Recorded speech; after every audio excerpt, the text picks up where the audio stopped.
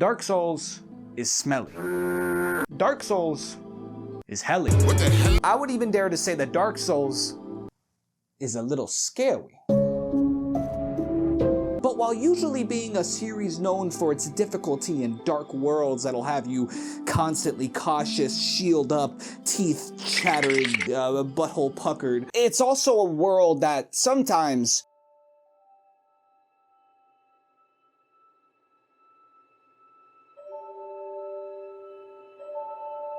is low-key chill as fuck. This is a video about chill vibes, places, nooks, and crannies in the Dark Souls trilogy. So get in, roomie. We're romanticizing our melancholic solitude.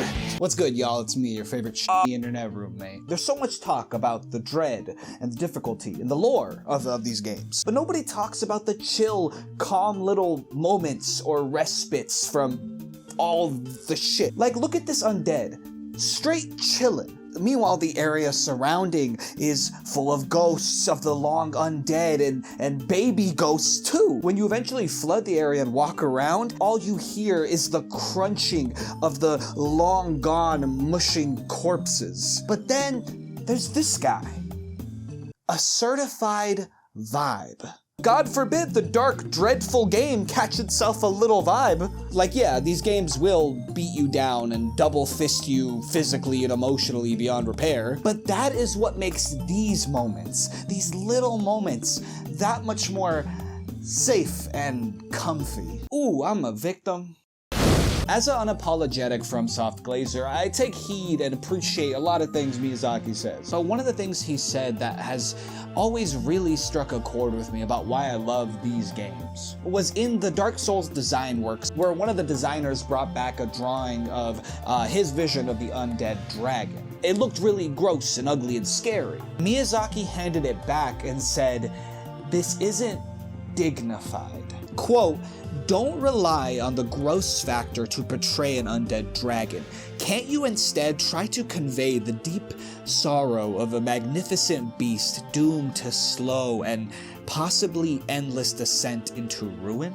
And something about that has always really clicked with me in a really powerful way. And while in that example he was talking about the undead dragon, I think that this ethos is something that could be felt throughout the entirety of FromSoft's games, especially in their worlds. And I think that plays a big factor as to why I even try to look for these calm, more comfortable respites from all the darkness. Knowing that at one time, this world wasn't so bad, that it once was a regular place. I think it makes you want to cling to that comfort of what once was.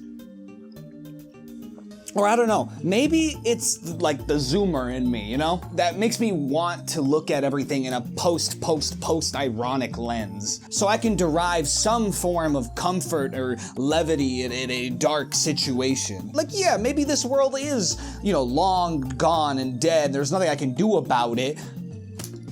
But I got this cat though. This cat can fucking talk. If you even glance at the discussions or videos that this fandom tends to make, there is so much memes and goofiness and levity in the fandom in comparison to the world of this game. Granted though, what I think is not talked about enough is how much the Souls games, or FromSoft games in general, lean into the goofiness. Like, you can't look at a character like Frampt, especially in this moment, and tell me that the designers weren't even a little bit kind of like thinking this was funny and goofy and kind of playing into it a little bit. I see him as kind of a goofball, kind of a silly guy. Is there a plushie?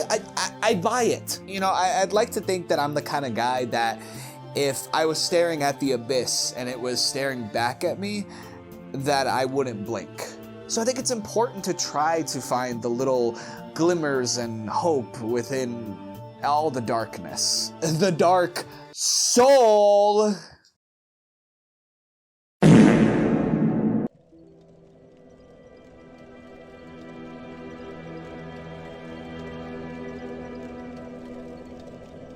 If you require rest, now is the time.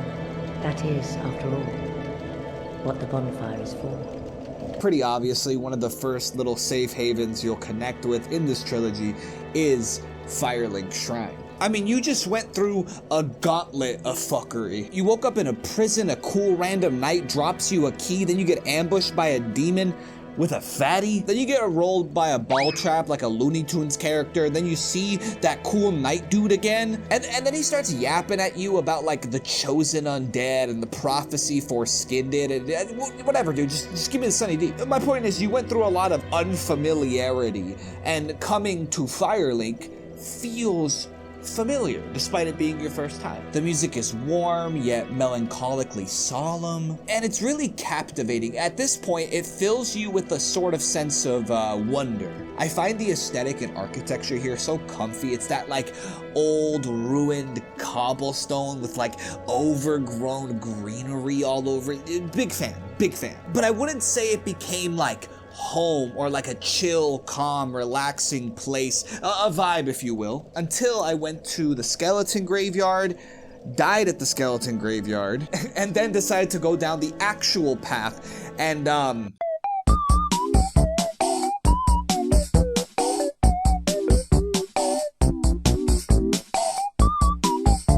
lot of shit happened. But then you find this elevator. Heaven. Coming out of that elevator, slowly walking, by the way, because of how beaten down this world has had me, only to see that name flash on the screen and be like, wait, I've seen this name before. And then hear those chords slowly coming in. After so long of only hearing the sound of like my armor clinking or the of the boss fights and the sound of my character getting fucked and like is he it sounds like he's kind of enjoying it, to be brought back to this familiar place and hearing this familiar tune, not only is it great world and game design, but also just what a way to just make you feel comfy and safe in this random patch of land. Like, I love how unceremonial this place is. Despite this being the main hub, it doesn't feel like a typical gamey main hub or like a classic home village. Even with like Demon's Souls and Dark Souls 3, those Firelinks or hub areas, those feel like these sacred, ancient, important, like actual hubs. Meanwhile, this just kind of feels like a random nook in the world that the NPCs just kind of decided to migrate to in between their journeys. If the characters weren't here, it would just be a random little side area that might have a few items laying around. The place itself isn't the hub, it's the people. I would compare the vibe of Firelink, especially with the music, to being more similar to like a save point in a horror game. It really succeeds at making me feel like I'm a battered, scarred warrior who's been fighting monsters all night, and I just found a resting place to finally close my eyes. I'm Guts, okay? I'm Guts. He just like me for real. I've collapsed from exhaustion with my sword in hand. Except I'm a modern man, so Corona. And no monsters, just emotional abuse from a 5'2" undiagnosed baddie. You feel what I'm saying, Rumi? So regardless of who you are or what happened to you, whether it's good or bad, maybe you fumbled a baddie, or you've been getting big and strong because you've been eating your veggies so you scared the ops. You played Naruto Opening 2 around the Huz. You played Frank Ocean around the hub. You helped a friend. You crushed the 1%. Whatever. We all can look at this inconspicuous patch of land with this inconspicuous bonfire and see it as a warm embrace. Our solace. Can I get some snaps in the comments? Thank you. Thank you. But to be fair, the bonfires are kind of the given when it comes to relaxing places in these games. Let's dive a little deeper. Let's get more in that nitty gritty. We are in this world after all, so let's make the best of it. For example, our next little spot is this little off to the side area with our favorite boy, Solaire.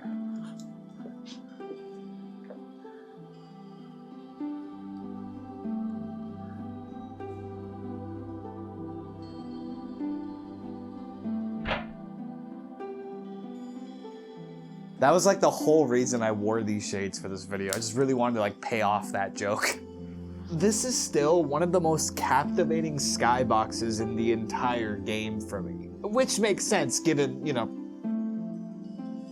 you have this array of clouds with just these rays of sunshine beaming right through them. The skybox alone is so stunning that it genuinely gives me hope. I remember, I would say I remember, but even now, when I play this game and I look at that skybox, man, it makes me feel like I can keep going. And you even have a friend here to take it in with you. Suddenly, this world doesn't feel lonely anymore. Also very apt that this is where you get the ability to do jolly cooperation. How do you handle the crushing weight of our meaningless existence so well?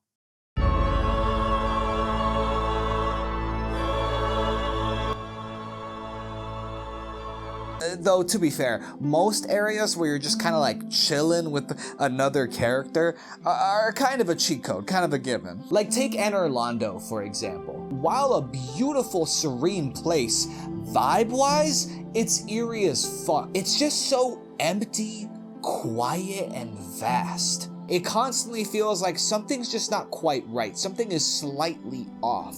Which, if you know the truth about it, that vibe makes sense for it. But also the fucking Archer section? No wonder this cute fuck doesn't play his own games. He loves watching us suffer. He gets off on that shit. Those male undead taking damage sounds? Yeah, that's Miyazaki. Cool little gamer fact for you. But all the eeriness and annoyingness of this place just evaporates once you reach this bonfire. Of course, once again, with Solaire. Like, if Solaire wasn't here, this would just be another bonfire and would just be as eerie as any other part of this castle. But because Solaire's here, it's a vibe. Do you watch anime? I feel like you'd mess with One Punch Man. The opening is a fucking banger. The very beginning, the singer just like belts his heart out with that whoop!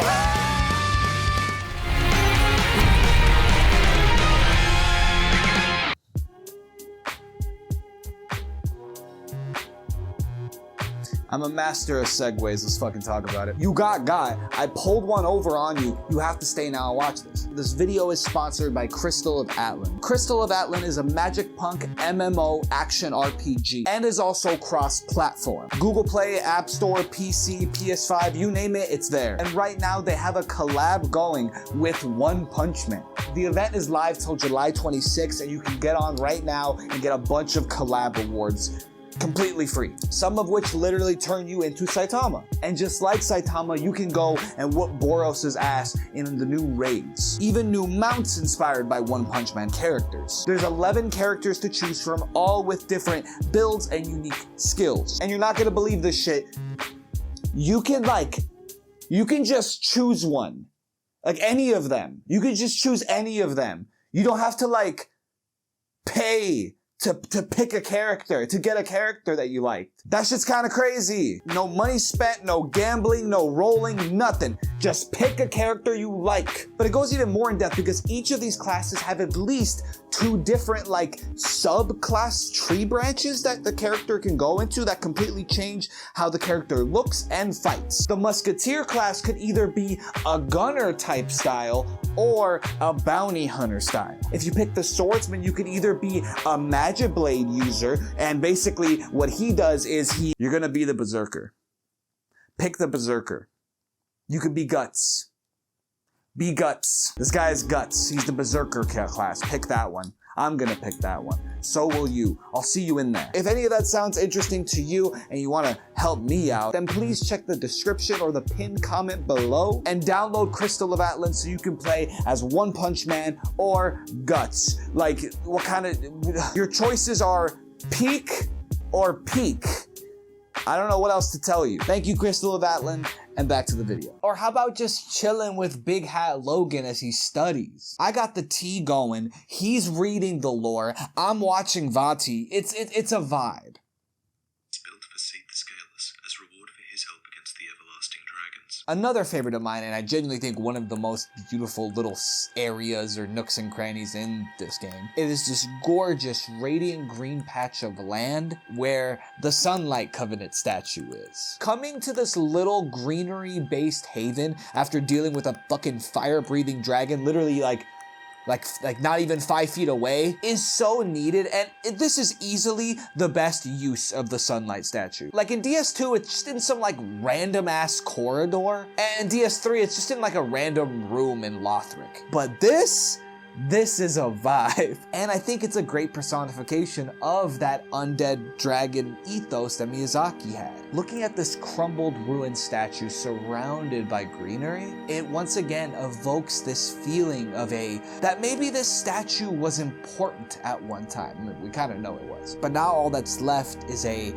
dignified, long gone past. The majesty that once was. And low-key, I'm a sucker for this kind of aesthetic. And this spot in particular is especially good at that. You can see it all from the front, and you even see it from the back too. Like, look how it's covering that entire building here and across there and even down over here too. Now let's take my love of greenery and mix it with a Dark Souls bonfire. And you get what is easily, in my opinion, the most relaxing bonfire in this entire game. I think this is probably the most life that you'll ever experience in this game. The sun is shining, the greenery is greening, the birds are chirping. I think I even hear an owl. Like, I'm pretty sure that's an owl. And I think what makes this even more chill or moving is the fact that the DLC, which is this bonfire is from, takes place in the past, around where the abyss just started to fuck shit up, thus giving you even closer look of what this world must have been like. We could have had vibes like this. It's literally called a sanctuary. You ain't getting a sanctuary anywhere in the current time. You even got this sweet-talking grandma mushroom lady. I'm sure people have thought to make mushrooms sentient, but have they ever thought to give it a voice of a sweet old grandma who says shit like this? May the flames guide thee. Like, bro, I am deeply immersed. Chill out. Suspension, very much in belief. But again, bonfires, very obvious chill spots. But you know what isn't? A single bridge that connects two sections of a giant forest. First off, this little area takes place in Darkroot Garden, or Darkroot Basin, which already is a very gorgeously enchanting area. But what draws me to this area specifically is, well, one, there's no enemies around. Two is just the amount of course, greenery. And three, I think it's because it's a sort of like, it's a section that basically connects two very impactful parts of this place. Everybody remembers running into the sniping Hydra just down this waterfall. And of course, everyone remembers getting to right up there where there's like all the ghost NPCs and they fight you and then you gotta talk to a cat or whatever. So it's quite possible in your movement, if you don't stop, you might just not even notice just how calm and beautiful this area and this bridge is. It's an area that I always, even in my first playthrough, caught myself stopping at just to kind of take in. I love hearing the sound of the waterfall along with all the other noises you typically hear. And maybe it's a bug, but like, I swear the sound of the game is like really loud here. Like louder than usual, but I like it. But as I said, we are looking for the nooks and crannies of these worlds that are chill. And while yeah, this is a pretty insignificant area in the grand scheme of, Lordran, if you really love these games and you're really like tapped in, you remember this section because it is a section, if that makes sense. The next place I want to talk about is actually a little like, you might miss it if you don't just pay attention. And funny enough, it's right down this waterfall. I'm specifically talking about this spot right here. It's right at the end of the waterfall, and you might easily miss it because, well, you got a fucking Hydra shooting sniper bullets at you, and you gotta kill all the ice dudes. But the kind of player I am, I like to clear out areas and really just take a moment to exist in them when they're empty, to really see all the little cool details that the designers and art team put in. And I think it really pays off here specifically. Because just look at this spot, man. First off, this mossy log that I'm sitting on right now, this is my shit. This is my vibe. You got some flowers growing here, and of course, the waterfall right next to the log, just pouring down water. The waterfall's also covered in like moss. It's a super insignificant little area in the world, and really, they didn't need to put this log here or these flowers. They could have just had a waterfall and called it a day. But I like the fact that they did put in the extra detail. And whoever that person was who designed that, I just know, your biggest fan right here. I care. I care about this. I'm looking at it. I'm seeing it. I'm loving it. And while this is probably my most calm and relaxing, insignificant little place, I know some people might ask like, oh, where's Ash Lake, for example? But I really was just only trying to find places that really bring a calm or relaxing vibe to me. Ash Lake, while amazing area, instead gives me more of a like ethereal, wondrous, like I'm in awe, I'm awestruck kind of vibe, I almost feel like I don't belong there. I shouldn't be here. It feels wrong. That kind of vibe. Not really chill. Hence why I'm talking about this random little nook and cranny. This is probably the most insignificant area, at least in Dark Souls 1, that I'm going to talk about. But it's not the one I'm ending on. I got one more for y'all. An area that not a lot of people talk about, but astute Dark Souls fans know about this vibe. I'd like to welcome y'all to my favorite relaxing and chill place in Dark Souls 1. This is the walkway that connects the bonfire from Andre and the entrance of Sen's Fortress. Another area that is a kind of transient point between two more important areas, and thus, kind of running through, you might not notice it. Truthfully, even as a vibe enthusiast, an astute vibe checker, I didn't even notice it at first. It wasn't until I had went through Sen's Fortress a lot, just a bender of like terrible runbacks. There's this one section that was really fucking me up. It's like right towards the end where like you're about to go to the outside of Sen's Fortress, and there's this tiny little walkway, and there's a snake, a lightning dude right fucking there, and I never noticed that when you're walking, because there's like 4 saws. I never noticed that there was a gap in between, so I kept thinking you had to run all the way through, that you could actually stop in the middle, and I died so much times, man.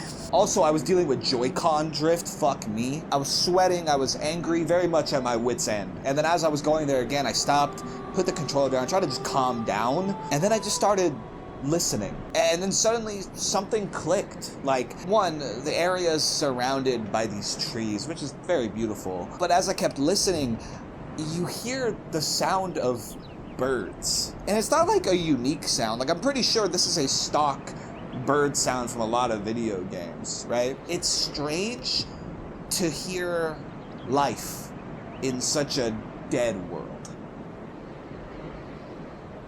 Let me get snap me up, y'all. Snap me up. Give me another one. Come on. Come on. Come on. I feel like you get so caught up in the gameplay loop that you almost forget that animals can exist in a world like this. Like, I didn't even think about that. You know what I mean? You forget to take those moments to smell the flowers or listen to the birds when you're doing nothing but trying to survive.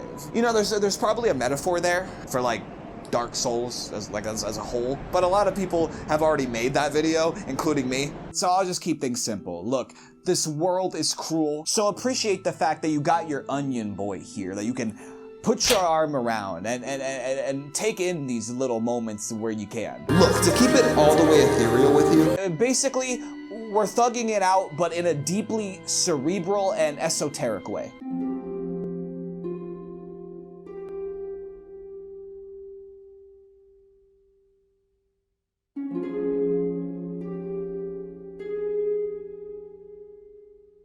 Now look, I know there's a really obvious one that everyone wants to talk about. Let's save it for the end, because we know. I want to talk about the treehouse of the old crones. It's the very first, real place you actually visit. And even from the outside, it looks comfy. It almost looks storybook-like. A home with this warm, inviting glow that is nestled inside tree branches. And when you go inside, the house itself is literally made of the tree. You see it on the walls, you see it on the floor. You're inside a tree. You got the warmth and the sound of the crackling bonfire. This is a vibe. I know it's supposed to be Limbo or whatever, but like, Lowkey?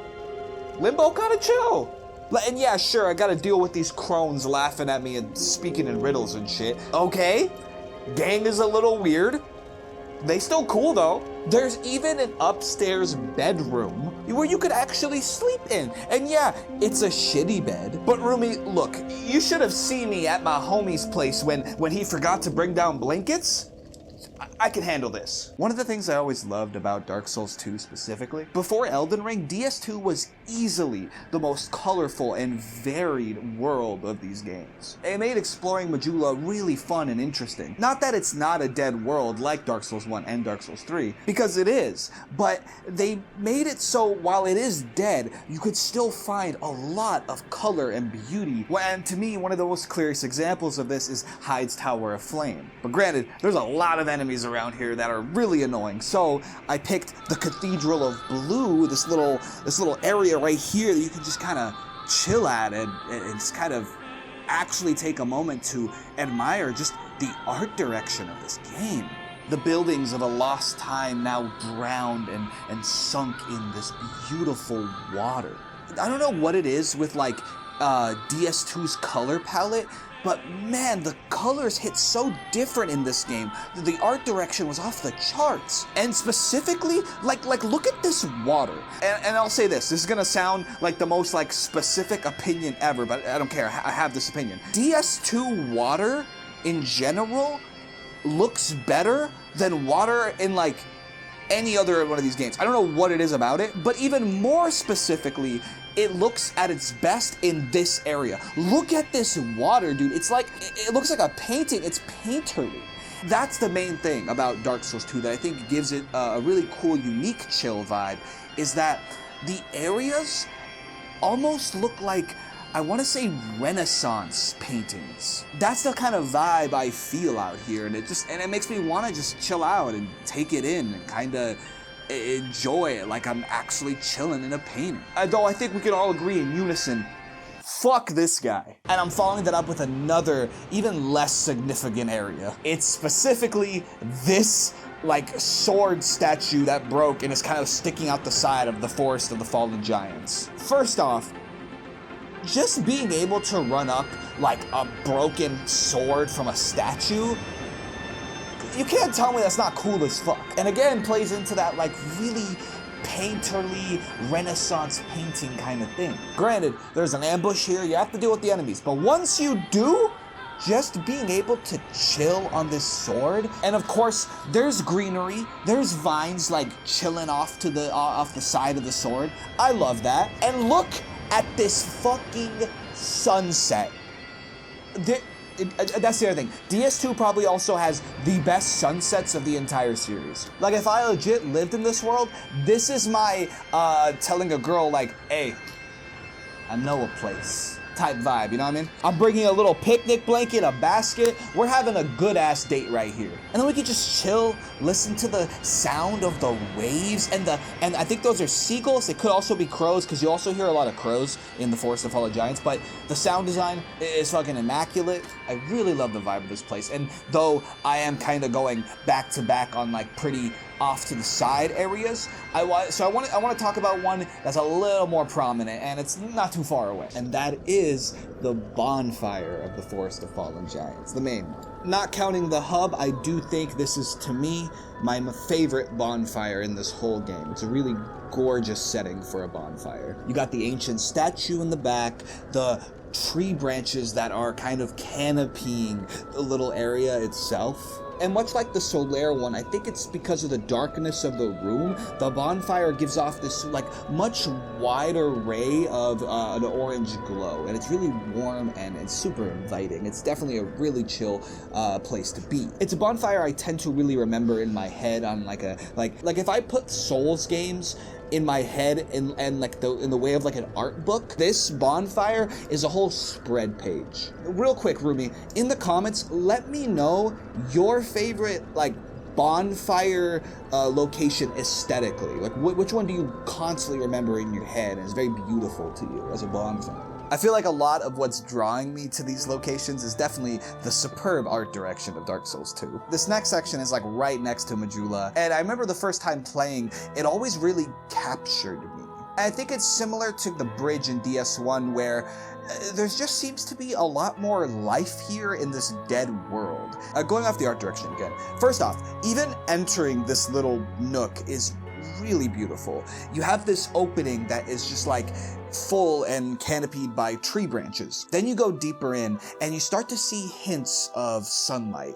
And when you actually pull up to the area, you see the trees. You see, I forgot his name, but he has the Moonlight Greatsword. He's chilling there with you. Really cool guy. But it's specifically what really draws me to this place. It makes it a really chill, calm place for me is the trees surrounding the tops and also the way that the sun hits that building back there. You see that? I almost feel like I'm in a different game. I'm like, it almost doesn't even feel like I'm looking at a Dark Souls world when I'm looking at it from this angle. You know what I mean? And I think a lot of it has to do with just how beautiful the sunlight cascades on everything.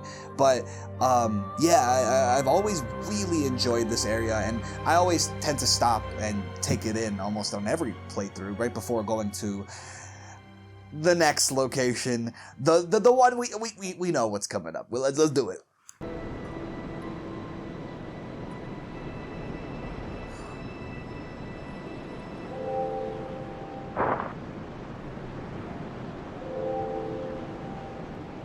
And of course, finally, the one we all know and love, and is probably the most chill, relaxing vibe in the entire trilogy, Majula. Even if you don't fuck with DS2, you fuck with Majula. I'm not gonna lie to you, playing Nightreign, that hub area, holy shit, that's a hub area, right? It's a very close second.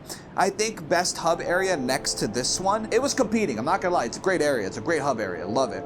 But I still think Majula beats it out ultimately. When I get the itch to come back to play DS2, it's because I remember just the feeling of like the start of the game, getting to Majula. It's the aesthetic, it's the atmosphere, it's the music.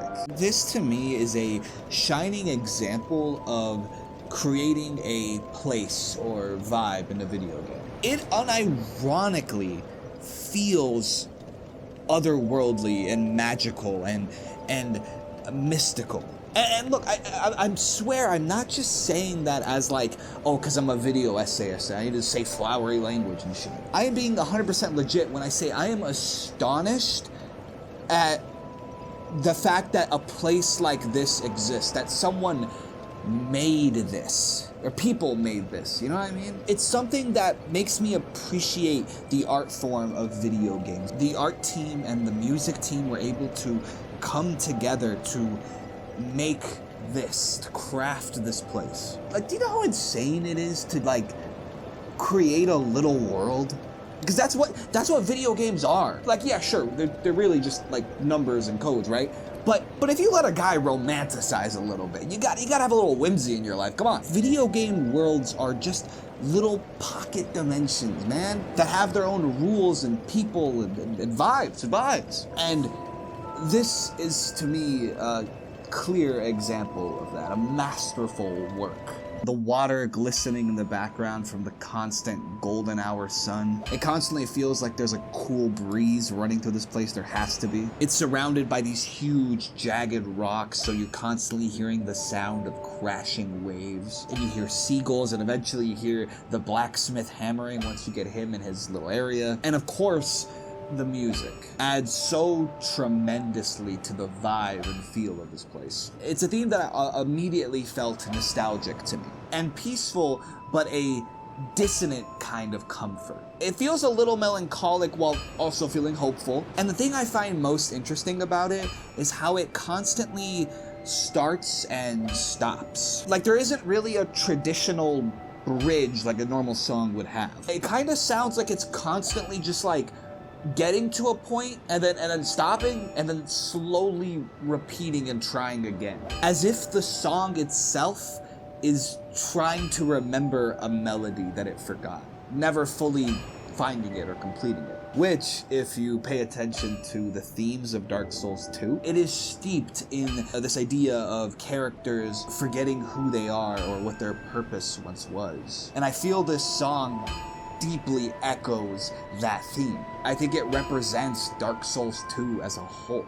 Majula feels like a childhood home in a dream that you forgot about. And what I love most is that it carries over that thing I talked about with Dark Souls 1's Firelink Shrine, where, much like Firelink Shrine, these areas don't feel like your traditional hubs, the way Demon Souls or Dark Souls 3 or a lot of other video games hubs do feel like that. It once again just feels like this random little patch of land that was left alone and forgotten about, that all these, including you, exiles and vagabonds, just decided to come here and take over for a little bit while they can. It's a little more elevated than the Firelink Shrine, but not too much where it feels like too important or too ceremonial. It still feels like an abandoned random section of the world to me.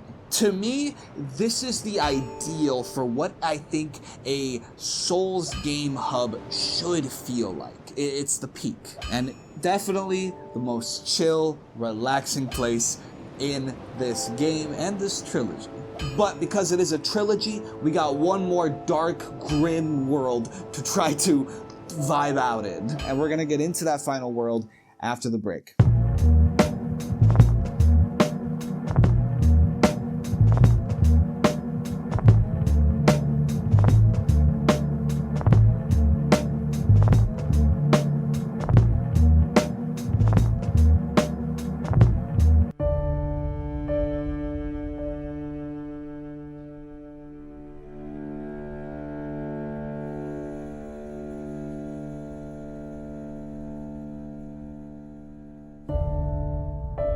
So I'm gonna preface, Dark Souls 3 was easily the hardest world to find chill spots in, as DS3's world is easily the most grim and hopeless of the three. At this point, the fire has been rekindled so many times that the world is legit caving in on itself, until there's nothing left but ash and dregs, hence the very gray muted color palette of everything. But regardless, even if it's harder, I will catch a vibe. One of the first ones that comes to mind is actually in one of the worst places in the actual game. It's this bonfire in Fair Keep, and I think you can clearly see why I picked this place as a chill spot. Like, honestly, I don't even need the bonfire. I don't even remember there being a bonfire here. I just remember the big, fluffy fucking dog. Do I wish that the game would let me pet the dog or cuddle with it? Yes, as I think every game should have that. Legit, I think it's a crime. If you put a dog in a game, you should let me pet him. I feel like my inner child dies.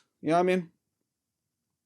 Anyway, I like to vibe here because there's a big fucking dog and he's chill as fuck and sleeping, and I like to relax with him. Yeah, that's kind of it. Like, doing this has legit shown me just how grim Dark Souls 3 is in comparison. Like, even the chill vibes that I can find in this world are far and few between.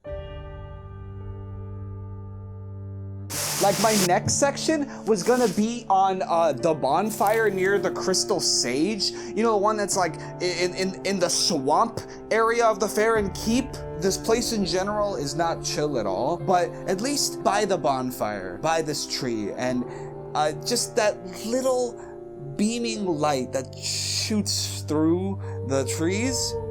I don't know. It gives me something. It gives me a little hope. And as I said, I'm trying to hold on to my childhood whimsy, even in this super grim world. It's harder here, I'm not gonna lie to you, but I'm trying my best. So even if everything is fucking terrible, and all I got left is this little light to hold on to, you bet I'm holding on to that. Man, I am a victim. Next up though, we actually do have quite a pleasant one. As I said before, usually the best spots are with characters, and I think a really pleasant one, especially in how grim the DLC is the painting room with the painting girl. Just her chilling on a little high chair, the sound of like the scratching of her hands against the painting. That very cinematic like light peeking through the window. Of course, this place later on catches on fire, man. Can't have shit in Lothric. But you know what? The strength of this place's vibe actually still makes it pretty nice, regardless of, you know, It's on fire. I feel like right now I'm being like that one meme, you know, with like the dog that's like chilling in the that like, this is fine. Like that's me right now. But it is actually pretty chill here in a very unique way. Much like how she describes the painting itself, the vibe here is chill, but a cold, dark, gentle kind of chill. In any other world, I'd probably be bothered by the flames, but I'm already ashen. I was seeking these embers. That's called motherfucking bars! I mean, I think it'd be kind of a crime if we didn't talk about this view of Irithyll. Now, Irithyll itself, that is a scary place. And not even a few feet away, there's like a whole Bloodborne enemy down there. But I think every DS3 player vividly remembers the very first moment stepping out into this fucking view, especially coming from the catacombs, which is like easily one of the darkest, grimiest, and dreadful places in the series. God forbid you went the smoldering lake route, holy shit. So to come out to this, it very much also feels like being in a painting similar to DS2. If DS2 was a water painting, then this feels more like, I don't know, like a Starry Night kind of era painting. I'm not the most tapped in on my painting eras, I'm not gonna lie to you, buddy. But believe it or not, while this is the most beautiful view, I still don't think it's the most chill place in this game. Look, sometimes in these grim situations, in the most fucked up of times, where it's genuinely a struggle to find that chill vibe, you can't let that stop you from chilling the fuck out. Because just as much as we gotta lock the fuck in, we gotta chill the fuck out. You feel what I'm saying? This is really stupid. Sometimes when your environment can't provide you with a vibe and hope, when the world is beating you the fuck up, you rely on the people around you. We might not have an amazing chest ahead. We might not have Majula. But what we do have is a man. Not a man, but an onion. Regardless of the hell around us, we always have each other. Our friends, our loved ones, our boy. They can provide us the vibe. Sigurd is here to remind us of that as he sits by this warm fire snoring away in this random ass kitchen in Enerlando. The warmth, the sound of the fire paired with the sound of his snoring. But then you wake him up and he offers you a drink, which then you can join him by popping a squat next to him, raising your Corona glass, and enjoy a drink with your good friend. Yeah, I brought back that Corona joke from earlier. I'm a goated writer, let's talk about it. Point is, even in the worst situations, when the world's at its worst, we always have each other to sit next to, enjoy a drink, and vibe out with. We're in the middle of the year, and I assume, much like me, y'all had some goals at the beginning of the year. Maybe also like me, you have yet to reach them or even come close. I know how us Homo sapiens be, and what I've been telling myself is that it's okay and I still have time. I can't give up yet just because I aren't to where I am in the middle of the year. I still have a whole half of a year. I can keep trying and keep going. So take this video as a reminder, go have a drink with a friend, and then go get started on your goals. It's not too late. You can keep going. Long may the sun shine. How do you handle the crushing weight of our meaningless existence?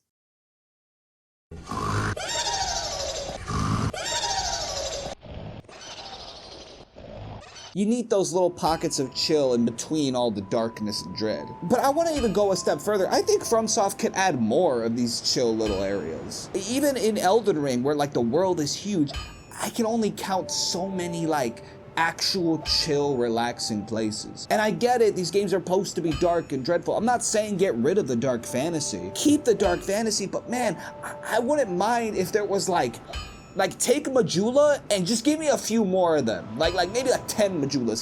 Give me like just scattered around the world. You know, I preface Majula because it really is just a gathering of like different warriors, you know, and it looks kind of pretty. That's all I'm asking for here and there. I think FromSoft games would benefit from that. And this is the end of the video, so let me just fangirl real quick. If it was up to me, my dream game is like a FromSoft game where the game is about like exploring a dark fantasy world. You know, it has that undead dragon Miyazaki ethos where you can tell it used to be good, but it, you know, fell. But you have the ability in the game to actually restore the beauty beauty of the world, you know what I mean? And you can rebuild it, maybe through magic, maybe through whatever. And slowly throughout the game, you bring back greenery and beauty and everything to the world. I think that'd be really cool. Maybe this topic is kind of silly and not really super important. But for a guy like me and a channel like mine, my whole branding is this idea of the corner of the internet. Because of Dark Souls, I also wanted to create this space where my viewers can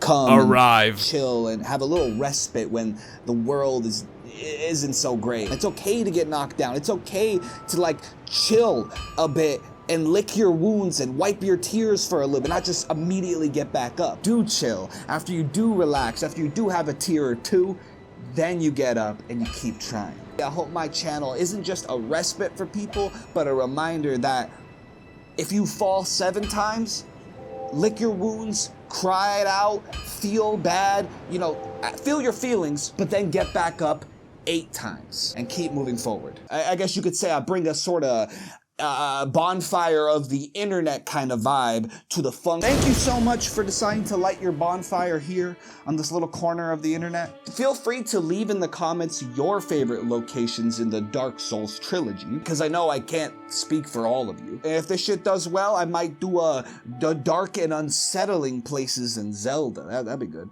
Kind of the contrast of this video, you see what I'm saying? Or also feel free to comment down struggles you're currently going through. This comment section is a safe space, and when you do, I hope you'll be able to get up and take the weight of that fear off your chest to keep moving forward. If you like what I do, giving a like and subscribe is always appreciated. And as I always mention, me going as hard as I do on the edits and everything and whatnot, YouTube doesn't really reward that. So leaving a comment really helps the video get in the algorithm and, you know, help me keep growing. I'm trying to reach a goal of 500,000 subscribers this year.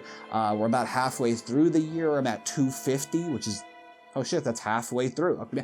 I'm like directly half. I don't know. Let's see what happens. Oh, I also have an Instagram that I post like cool stuff on if you want to like follow me on there. I'm trying to grow that too. But most importantly, if you really care about supporting me and making sure that I can keep doing this as a full-time job, the best way to do that is on my Patreon. You could do it as little as 3 beans. 3! Or if you're an absolutely crazy person, like all these people you see here, these are my highest tier patrons, and they get a lot of stuff. Extra videos, voting, a study stream that I do once a week where like they get to see me basically make these videos behind the scenes. And of course, what you're seeing right now, a pixel art character however they want. If that sounds interesting to you, feel free to check out the Patreon. The link is in the description. It might also pop up here. But with all that being said, thank you so much for coming to this little pit stop on the corner of the internet. Peace.